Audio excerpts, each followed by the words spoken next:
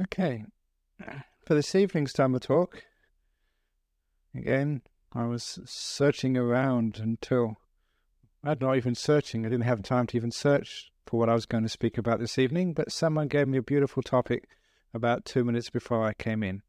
And the topic of this evening's Dhamma talk is on endurance. Because there are times in our life when we have to endure, when the going gets tough. And as the old saying goes, when the going gets tough, the tough come to Dhammaloka Buddhist Center on a Friday evening to listen to a Dhamma talk. In other words, that in this teaching which we give of really positive attitudes, training the mind, all these very skillful means of Buddhism, which has been developed over 25, 26 centuries, these can actually really help you bear with the difficult times of our life, and actually bear with them in such a way that you can gain a huge amount of wisdom, a huge amount of compassion, to use those dark times for positive growth. And so every one of us, from time to time, has to be able to bear with things. Look at me, I've been bearing with being an abbot for the last 12 years. Oh, my goodness. So you have to have some degree of endurance. So this evening I'm going to talk about what that endurance really means. Now, first of all, there's the stupid endurance, which is the tough guy endurance, where when things are painful, when they're difficult, one just stands one's ground as if one is some Rambo, thinking that you'll be able to resist just the flow of negativity, of pain, of difficulty in one's life. And if anyone has ever tried that, you know that sometimes you can't really keep going for very long. You know, sometimes it's the arrogance which we sometimes have, thinking we're really tough. The point being that willpower will never be strong enough. Instead, in Buddhism, we use something else we call wisdom power. Not willpower, wisdom power. For example, that in 2 or 3 weeks' time, we have one of the holiest times of the year in Buddhism, the Wesak ceremony. Here we're holding it on the 22nd of May. It's the anniversary of the Buddha's birth, enlightenment, and final passing away. And I recall the first major Buddhist ceremony which I went to celebrate that day was when I was a student, 18-year-olds in Cambridge. And I was just so inspired by the story of the Buddha's enlightenment, because a monk came to read out that story. And I remember the most inspiring part was where the monk said that after been searching for so many years for truth, for enlightenment, for freedom, the Buddha sat down under a tree and resolved, even if my blood dries up, even though my bones turn to dust, I will not move from this seat until I've gained complete and utter enlightenment. When I heard that, I thought, wow. I was so inspired. I couldn't wait to get back to my little room in college. And there in my room, I sat down and said, well, if the Buddha could do it, so could I. I've been meditating for about 3 months by this time. And in the arrogance of a young man, I said, right, this is it. Even if my blood dries up and my bones turn to dust, I too, I'm not going to move from my cushion. Actually, not one cushion, it was about 3 or 4. Until I attained full enlightenment. I was a busy young man. I had many things to do in life. I had to get enlightenment out of the way so I can get on with other things. You know how much time it takes to meditate. So I sat there. Now, before I'd only managed about 20 minutes at most. You know what it's like when you start meditating? Here, you're really, really good. You do half an hour every Friday. That's wonderful. It took me a long time to reach half an hour. But there I was, 20 minutes.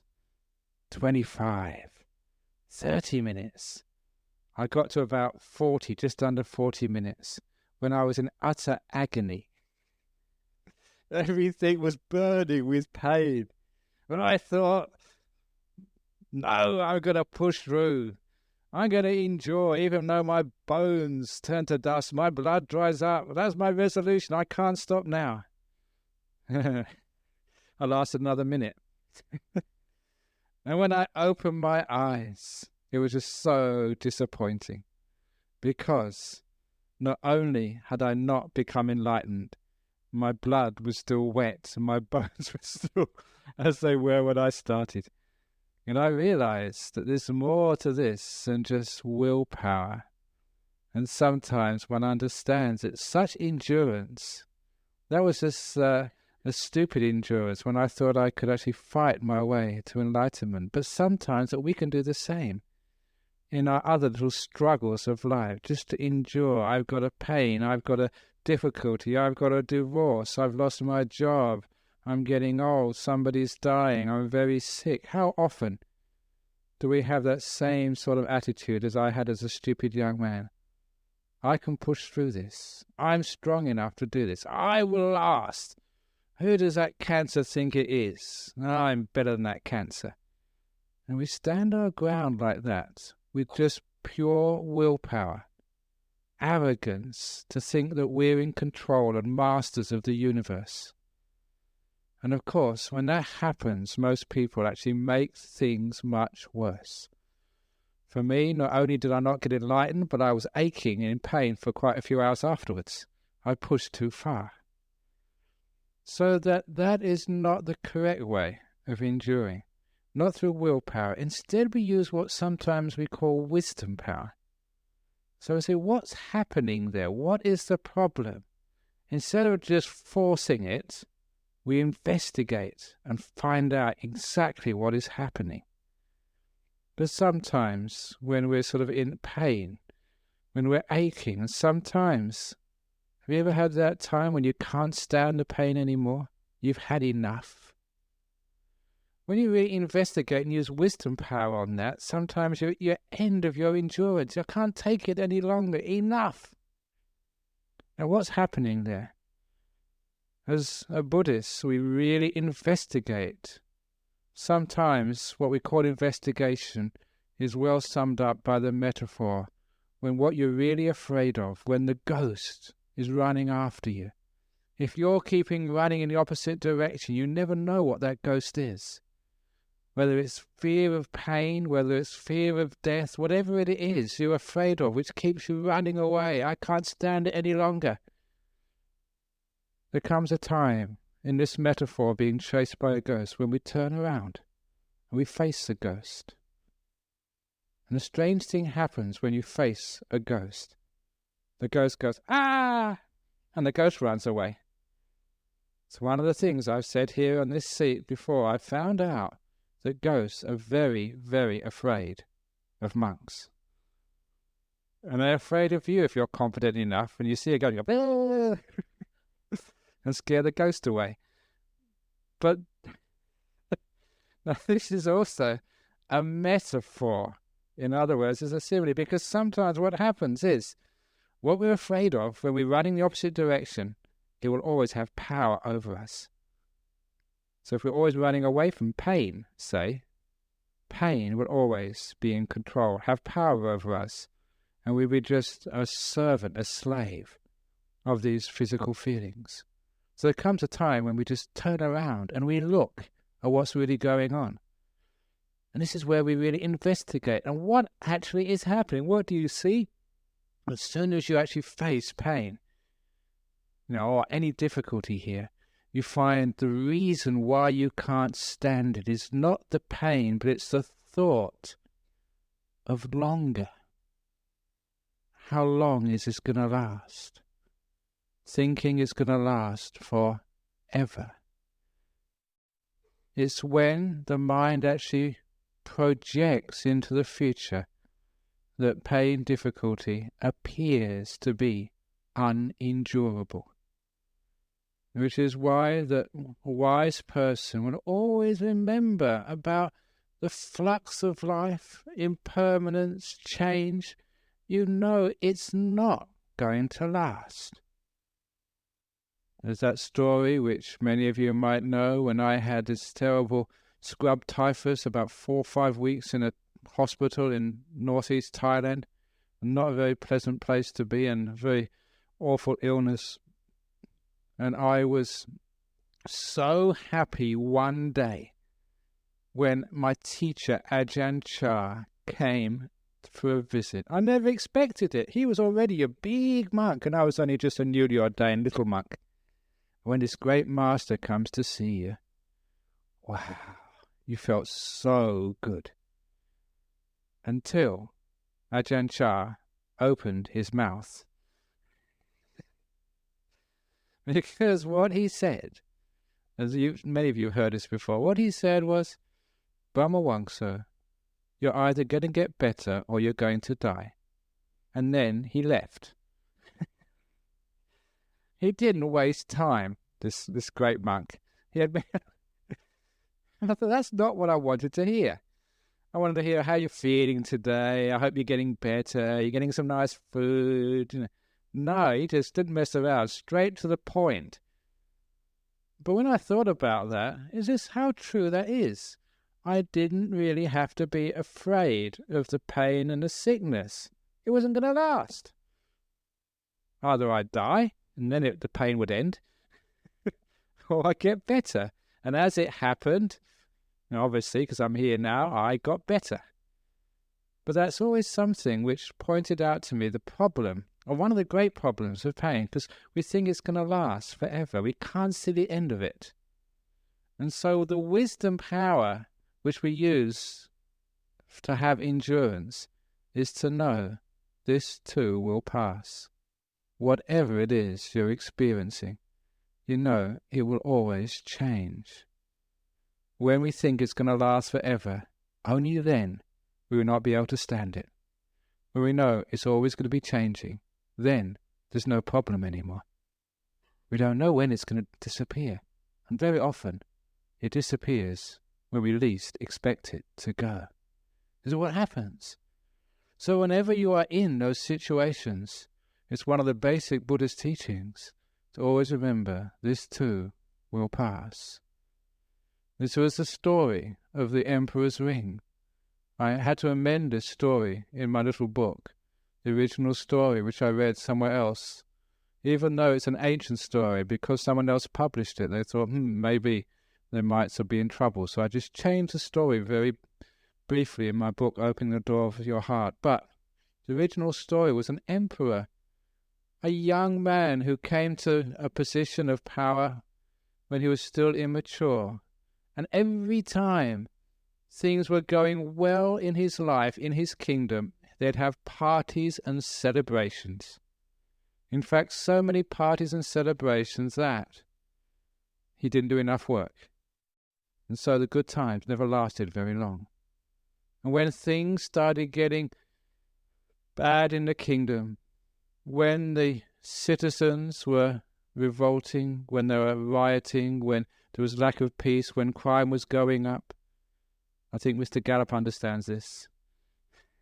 When there was problems in the kingdom, he'd get so depressed, he'd just stay in his room and sulk. You know what it's like when you're depressed, you just can't do anything. And so because of that, the bad times lasted longer than normal. And of course, the ministers thought, this is no good. We have to help our emperor. But emperors are not very amenable to advice. They think they know it all. That's why they're emperors. And so they had to be very smart. They got this device, this trick. They presented the king, the emperor, with a ring.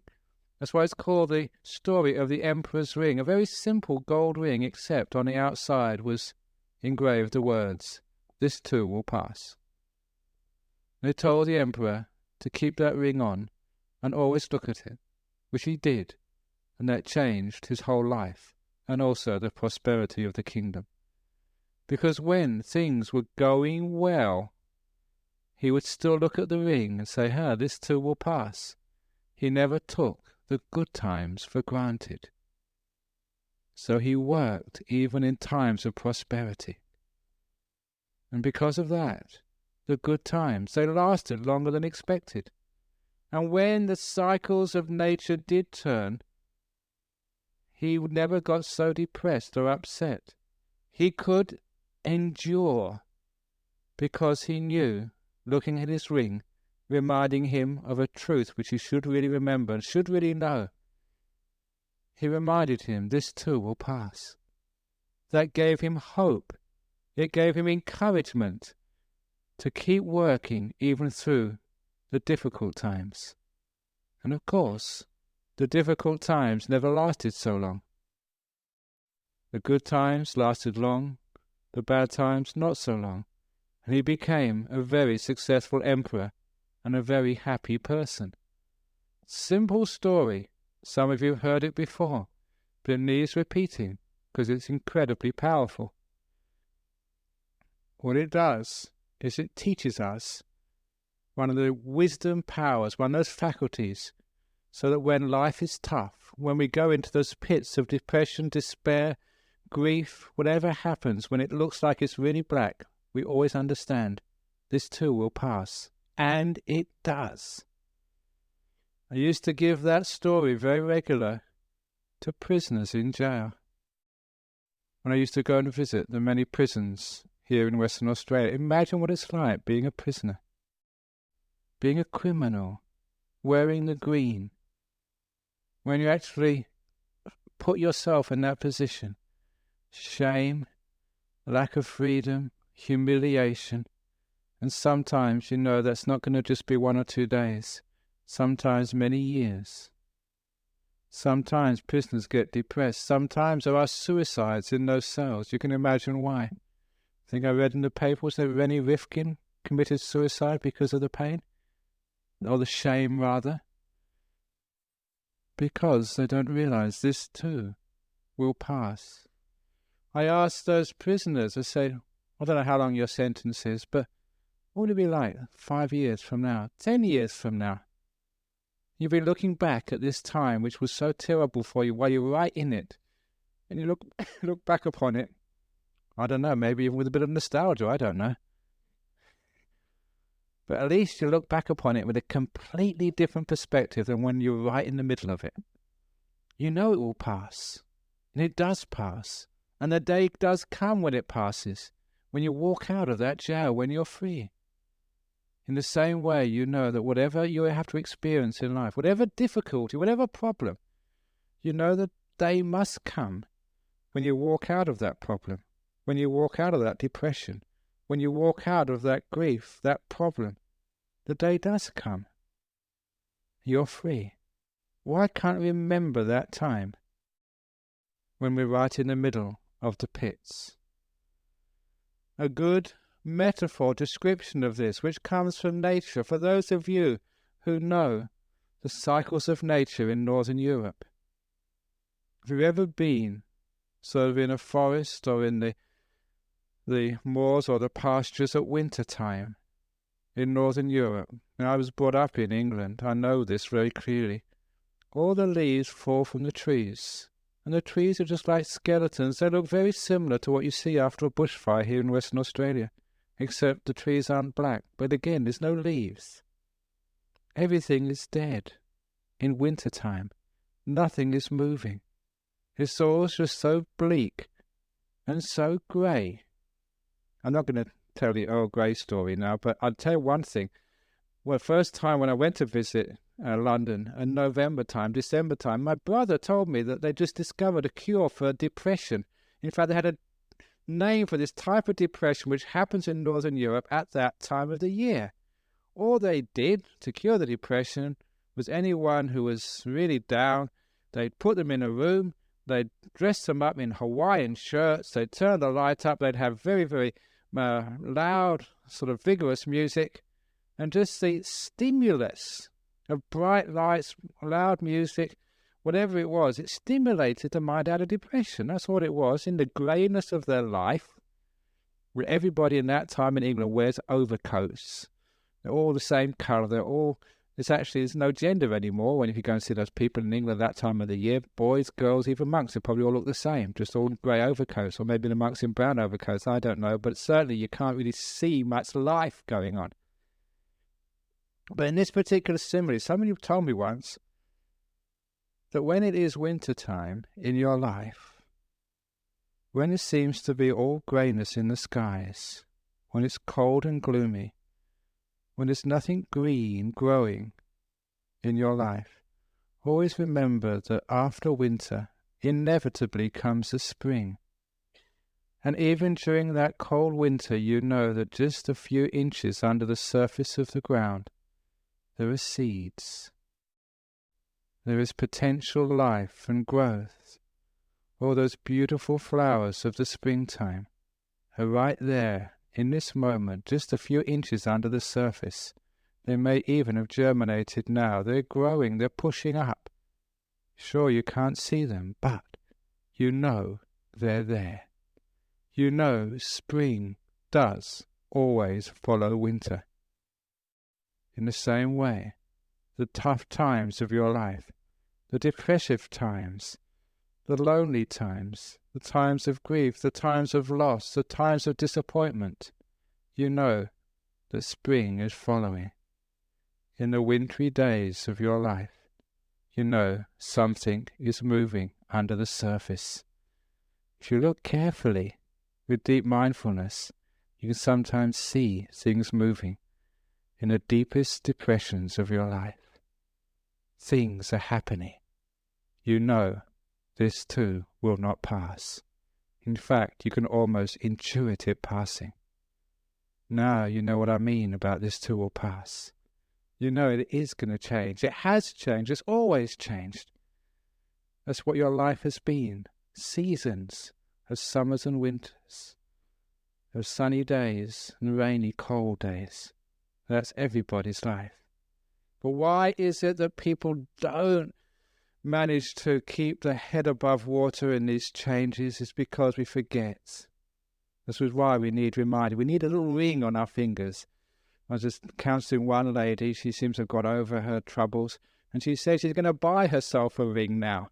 She's going to get a simple gold ring. She can get someone to engrave that message on it because it helped her enormously. So, this too will pass.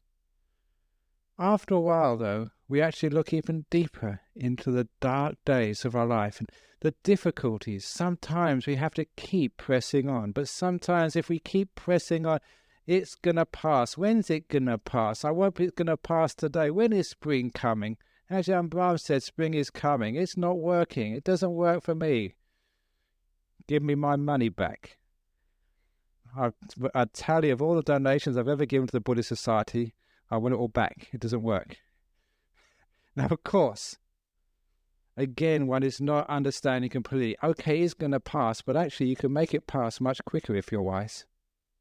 So how do you make these things pass quicker? When you learn about sort of meditation, you also learn about life. What you do sitting down for half an hour is what I call like a microcosm, a reflection of how we live one's life. So what are you doing when you're meditating? Number one, I say, keep in the present moment. If you keep in the present moment, there's no thing about the future anymore. You don't fear the future. The endurance becomes very easy, but it's still not enough. The other part of meditation, which many of you know I talk about a lot, the only way to get real success in meditation, to get peace and depth in meditation, is to put joy into your meditation. To put joy in there. And that's why I ask people when they start meditating, when you become aware of your body, become aware of your mouth. And for goodness sake, turn the edges up. That's right. Have a little smile. It does make it easier to meditate. First time that I learned this, again, back to my student days, I was not into sport at all. Sport for me was fun. Until some people used to take this sport really seriously. And I couldn't understand. I thought it was stupid. But one day I was in a boat, on the river with 8 other men, 1 cox and 7 other people. And we're in a race. And my goodness, that was a long way we had to race. And by the halfway mark, I'd had enough. I was tired. I didn't have any energy left, pulling those blooming oars. was just too much for me. And then there was, many of you have seen these boat races. They have them obviously here in Perth on the Canning River. There's always like a coach in the small rivers in England. They're just on a bicycle by the towpath over here. They're in little boats. And all the coach did, he shouted at me and he told me, he said, "You're making a really ugly face. Smile."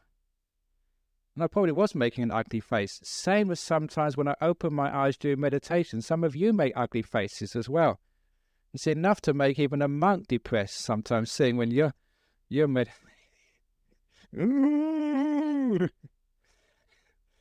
But he told me, he said, smile, grin. Now, at least I was malleable enough when you're very young. You're open to suggestions. And so I did that. I did smile. I grinned. And straight away, just the oar was easier to pull. I had more energy. The whole thing got better. It was obviously all coaches know that trick. But do you know that trick to coach yourself in your life? The other thing, when times gets very difficult, put fun into what you're doing. It doesn't matter just how difficult it is.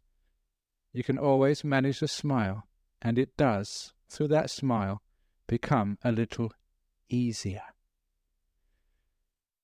This is why at funerals I tell jokes. When you go visit people in a hospital, I tell jokes again. Sometimes I get into trouble. I always remember this one lady who, she rang me up. It was the first time she had a very serious illness. It was only a hysterectomy, but she was over in, I can say that because I'm a man.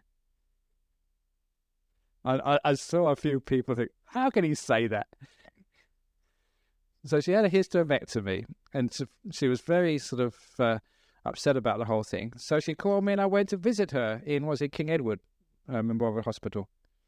And as soon as I walked into her room, she said, "Ajahn Brahm, please, no jokes." And when someone says that, I mean, it encourages you, doesn't it? The poor lady. She had this big sort of wound in her side. I tried my very best, but it was beyond my ability. But who cares? I mean, she enjoyed it, so never mind. The point being here, when you make fun of sickness, then people don't feel so miserable anymore. Because you've got to do it in the right way, because sometimes you're not laughing at them, you're laughing with them. You're trying to get people to say, smile with your sickness. That way, the thing is easy to endure. It's the same if anyone comes here and they're having a divorce. I say, laugh. I say, no, only the lawyer's laughing, no one else. But you can do that. And when you put a little bit of fun and joy into what you're doing, you find that you're able to achieve much more. The whole thing goes more smoothly. Just the whole of the tough times get much easier to endure. They don't last so long, and they're not so painful. We're actually taking away the pain and the difficulty of life. So it's not just endurance, with standing up, doesn't matter what happens, I'm going to just get through this. It's using wisdom power. Number one is to all pass, and seeing if you can put some more fun into what's going on. You do tell a few jokes. You do make it a bit more interesting, more joyful. And then you find it's much easier to get through. You know that just in your day, when life is just all so negative, when people are always finding fault, when you're always picking out what's wrong and you have to manage what's wrong, in your office, in your home, if there's no laughter, life becomes hard to endure. Sometimes people are amazed when they come here on a Friday night and they say, "My goodness, people listen to you for a whole hour? Do you actually lock the doors or something to keep people from going out? How do you manage to actually sit and listen to a lecture for an hour?" Even in, I think, universities, they only go 45 minutes or 50 minutes at very most. But how do you do that? Because you put a few jokes in there every now and again. to make it fun, not just interesting, not just informative, but a little bit of fun as well. And then it's so easy to endure. I don't know if any of you had to endure sleeplessness. Sometimes that happens to me. Sometimes people give me too much tea. I accept it, so I'm not really their fault, I suppose, but because it's just my conditioning. I was born in England. I think the next thing after you move off your mother's milk, you go into tea. I didn't have a chance. So sometimes people give you lots of tea, and when it gets to late at night, you should be going to sleep, but you can't. So how do you enjoy? Have you ever had sleeplessness, insomnia? How do you deal with that? Have fun. What do you mean, so you can't have fun with insomnia? When you wake up in the morning, isn't it just wonderful to be in your nice, soft, warm, cozy bed? But the trouble is, when you wake up in the morning, you can't really enjoy it because you've got to get up and go to work or do something. So I got this idea that, okay, I can't sleep at night. What a wonderful thing, because I can enjoy the most comfortable place in my whole monastery, in my bed. Who wants to go? Because it's wonderful to have this beautiful, nice feeling, the nice blankets, nice and cozy and warm. Who wants to go to sleep? This is nice. Because when you get up, it's cold, especially these mornings. So you've got to have to go to work. Or some monk comes along and tells you their problems. Or the phone rings and you ring up me with your problems. We call that dial-a-monk. That's a terrible thing, dial-a-monk service. It's amazing. It's amazing what we get for dial-a-monk. Sometimes you've got to chant because someone's just sick. Can you please chant on the phone? I've done that before many times. Or chant for a dog, whatever. It's all sorts of stuff. No, don't put down dogs. They're nice. But the point is that sometimes that when you're in that bed and there's no phones, no one can get to you, no one's going to ask you a question, no one's going to come up to me when I'm in bed and say, Ajahn Brahm, just one more question. Just one, please. They'll never come up to you and say, can you please come and sign a book? Not when I'm in bed. So it's a wonderful place to be. So what I did, I said, I'm enjoying myself. And when you actually took away that negativity, because a lot of time I realized that what insomnia was, the reason why it was a problem was because if I don't go to sleep soon, I'm going to be in big trouble. There's only a couple of hours left. If I don't get to sleep soon, that was the worry which was keeping me awake. It was a negativity which was adding to the problem. So it wasn't just endurance. I used wisdom. And I said, I'm going to endure. I don't want to go to sleep. Next thing I knew, I woke up a few hours later. Because you'd relax. This is wisdom power. So a lot of time, when you're wise, you don't need to endure. The problem disappears. What the Buddha said, and this is basic Buddhism, but powerful Buddhism, he said, suffering, difficulties, problems, there's two parts to it. Please always remember this. There's a physical part and there's a mental part. There's the way of the world, nature. You can't do much about that. Insomnia, sickness, cancers, deaths, sometimes divorces, separations. People coming, people going. That's life. The seasons of the year. Winter, spring, summer, autumn. You can't do much about that. The physical part is our life. But the mental part, that suffering, the Buddha said, you can do something about.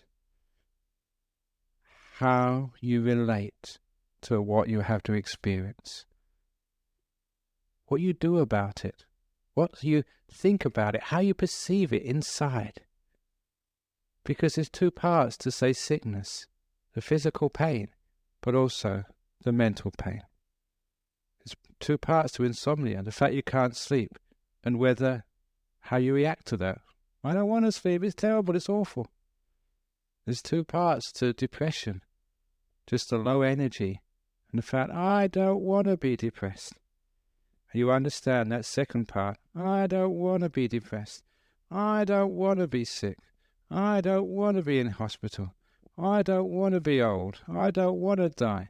I don't want to give a talk every Friday evening on I don't want to do this. When I go, I'm going to Sydney tomorrow, another talk tomorrow night. I don't want to do this. Now, see, that's a mental suffering. So, instead of adding the mental suffering to life, what wisdom does, which means endurance is just so easy, you don't try and change the situation. I don't go and say, oh, leave me alone. I don't want to give a talk tonight. You don't go and say, oh, leave me alone. I don't want to go to Sydney tomorrow. You don't go and say, I just want to be a simple monk. You go and you've got all my talks. I've just seen in the library, they've got these MP3 talks. They've got, I don't know how many talks they've got on these MP3 CD players anymore. Look, I will give you one each for free. Put it on your iPod, so you never have to come to Dhammaloka Centre ever again. You've got all the talks, hundreds of them. You can listen to them at home. You can leave me alone. But, okay, that's not the way it works. What is most important is instead of being so complaining, so negative, so grumpy, giving a talk or not giving a talk is not the problem. Being able to sleep or not being able to sleep is not the problem. Being sick or being healthy, being old, being young is not the problem. As I said last week, it's how you are these things. Your mental attitude towards these things. The Buddha said that's what you can do. So you don't just have to endure when it's in pain or difficulty, when things aren't going your way. Look inside of your mind. Be mindful and say, what is my reaction to this? How am I dealing with this? And you can put fun into your life. When you put fun into the moment, when you're laying bricks, oh, it's hard, it's under the sun, make fun of it. See if you can, lay the bricks the wrong way round, or whatever it is. That's actually how you get innovation through playing. A lot of times people have actually put fun into what they're doing, done things differently, messed around, and they've got these amazing new discoveries. For example, just on the cutting edge of culinary expertise, of gastronomy, is the monks sitting in front of you right now. Because when you give us food, we don't know what we're putting in our bowl, but it all gets mixed together. And we get some combinations which no one has ever tasted before. This is research. Now, and we found some amazing combinations. One of my favorites is custard on spaghetti. You try it. You see, I told you we're on the cutting edge.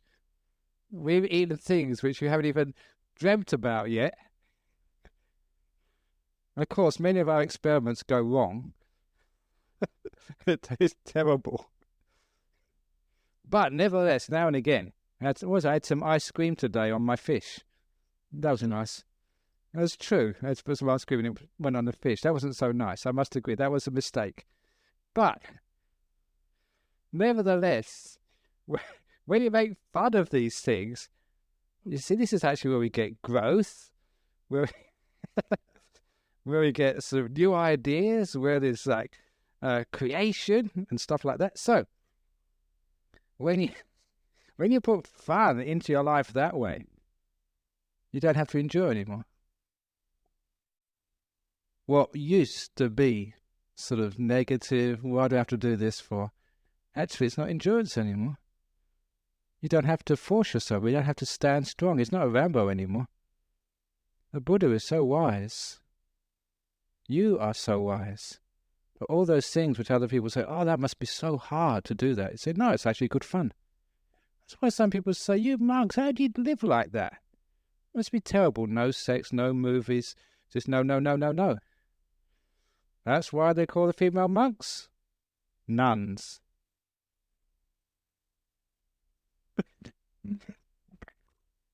For some reason,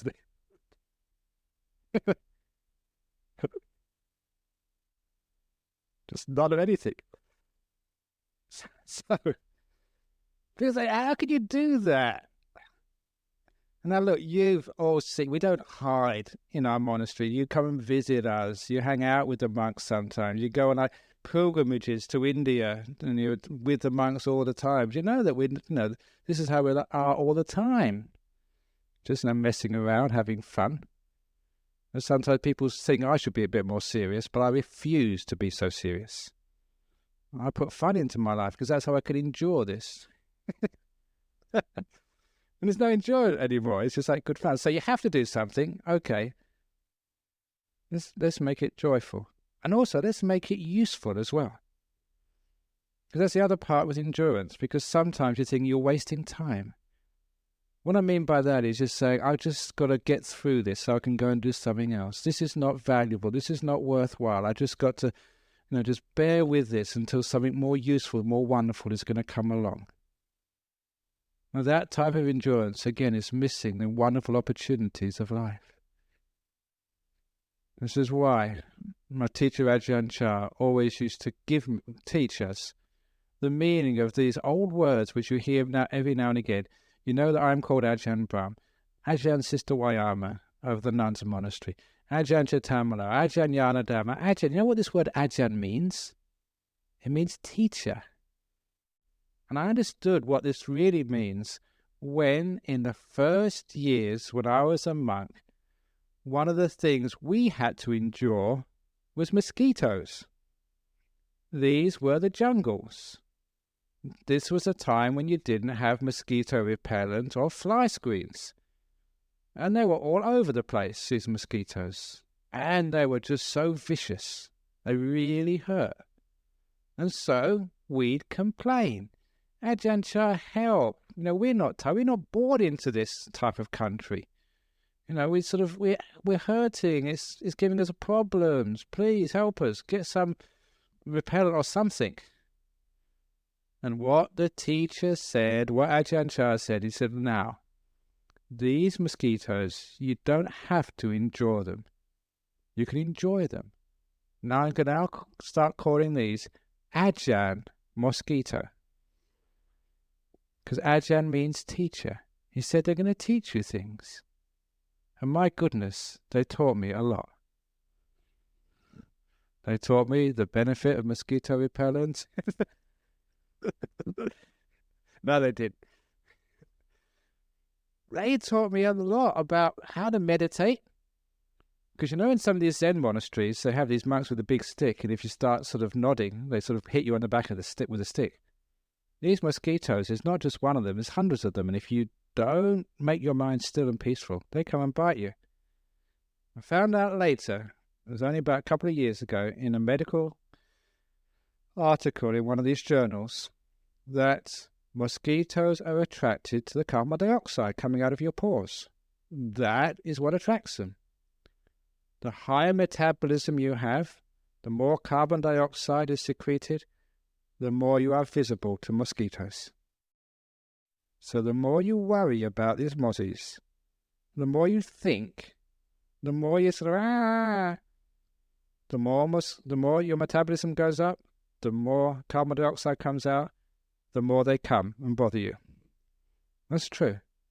So, if you meditate, make your mind very calm and peaceful, then your metabolism goes down and the mosquitoes literally can't find you. That's how Ajahn Mosquito taught me how to meditate. Because if I worried and started thinking, they'd get me. If I made my mind very still, very peaceful, relax, slow down, then they couldn't find me. And it happened many times. You'd sit there and there'd be hundreds of them around, and afterwards you wouldn't feel them, but afterwards there's no bumps on your arms or on your head. They couldn't find me. So they taught me how to meditate. Same way that pain can teach you a lot of wisdom. Just how to stop controlling. How to let go. Because the difficulties in life, they are our teachers. They teach us what real life is all about. Sometimes that we have our loved ones, and we all know that Buddhism says, be careful of attachments.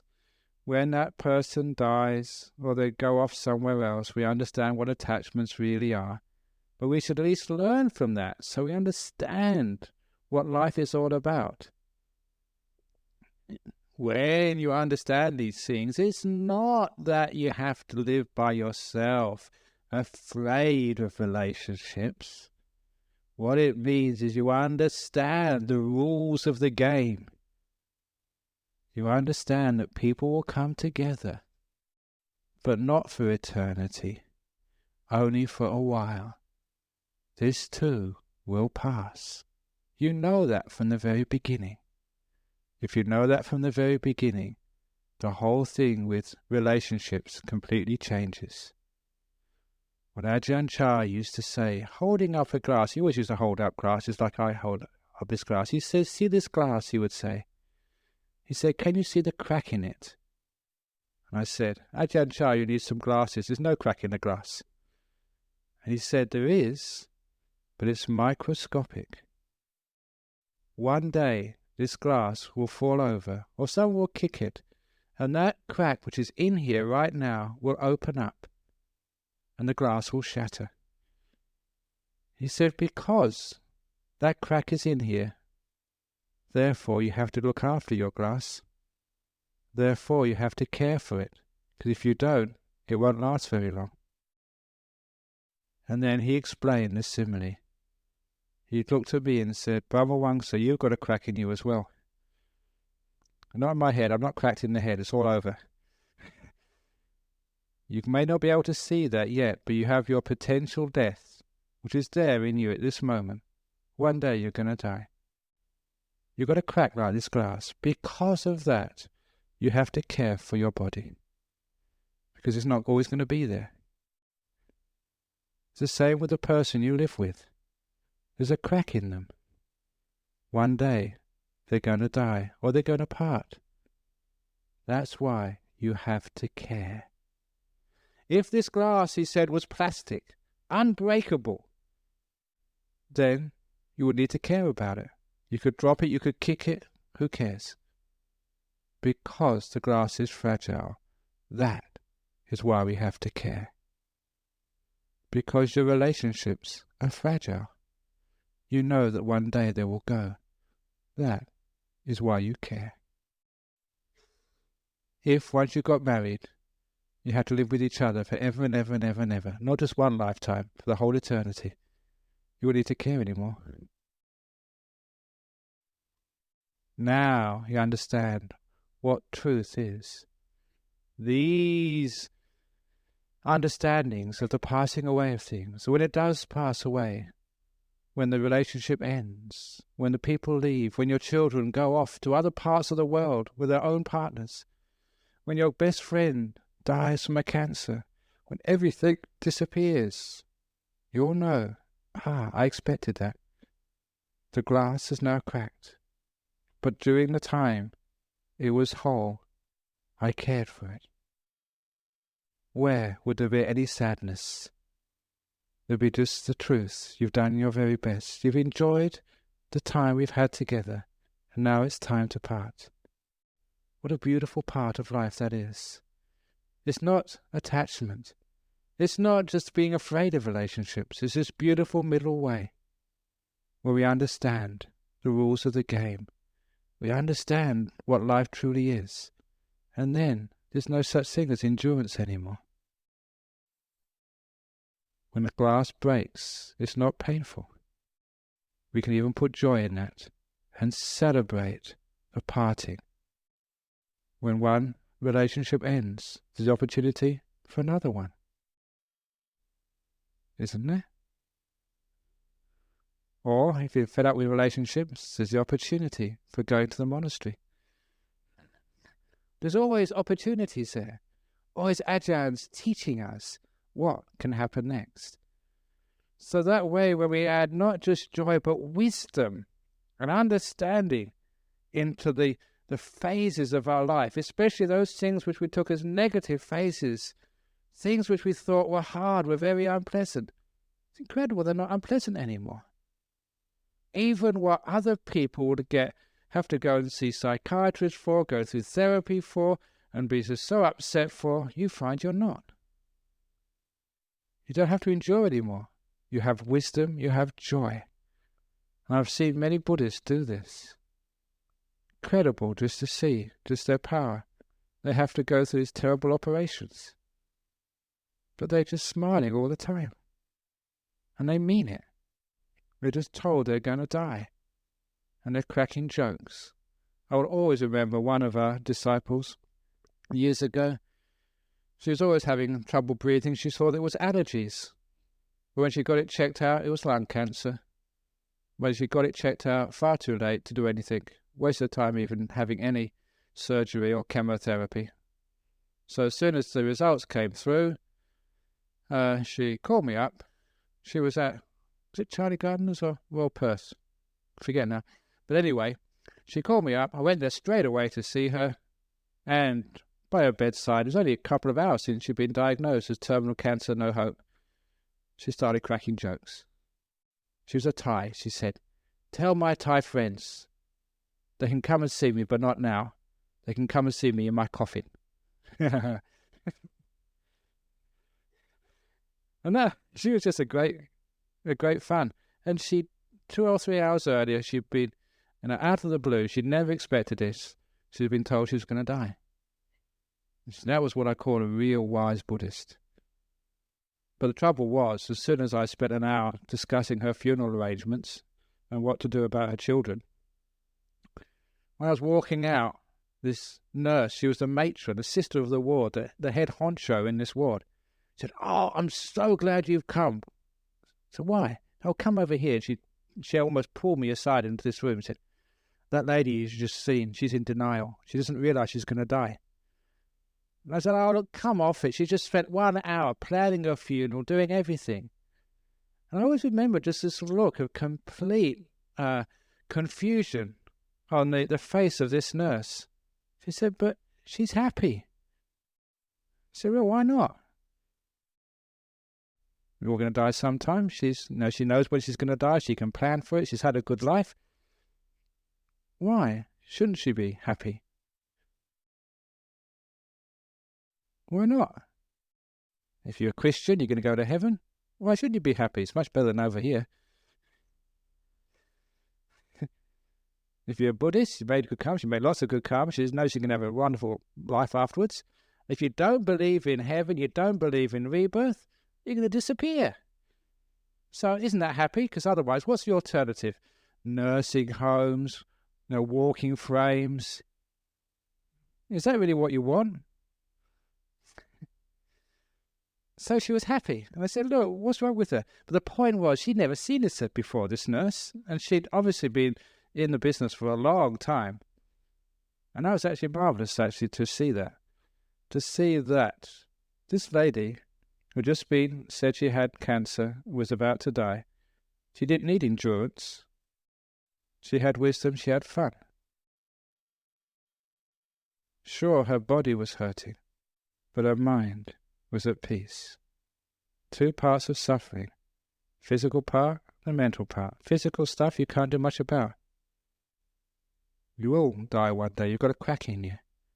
Your relationship has got a crack in it, no matter how perfect you think your partner is. One day, it has to happen. But don't be afraid of that. That is Ajahn separation. It's going to teach you a lot. And if you know how to deal with this, make your mind peaceful. Learn from it. Grow from it. See if you can put fun into no matter what you're doing. And that way, you understand how endurance really happens. No longer do you need to grit your teeth. You just take your teeth out.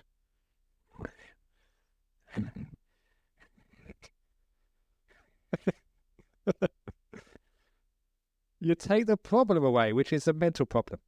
And that is how we learn endurance. So I'm very happy that you've enjoyed this talk. And you've laughed a lot, so you've understood it. So thank you for listening to the Buddhist way of endurance. Any questions about today's talk? My recipe book. Oh, yeah. I think one day, I've already given you a recipe. Try that. Custard on spaghetti. I dare you. I challenge you to try it. Give it to your husband tomorrow. And then you'll also be able to understand about how to endure separations. There you go. Chili pavlova. Yeah, you got pavlova and you put chili sauce on top. Why are all of you just screwing up your faces? How many of you have ever tried pavlova with chili on? So how do you know? For goodness sake, give it a try. I never tried it. You can tell me afterwards. Okay, thanks a lot. Now we have the announcements. Thank you for listening.